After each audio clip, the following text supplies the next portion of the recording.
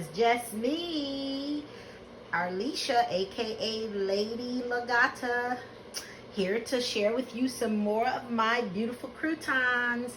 And as you can see, I am a terraponic queen. It's important to make holes in your terraponic bottoms, in that you want to make sure that you are showing, you are allowing water to come out of those. So see how beautiful these are? They're so lovely and they're creative. God's beautiful creation. So try it yourself at home. Watch my video on terraponics, or if you want to do hydroponics as well. Goodbye. I love you. Peace and blessings.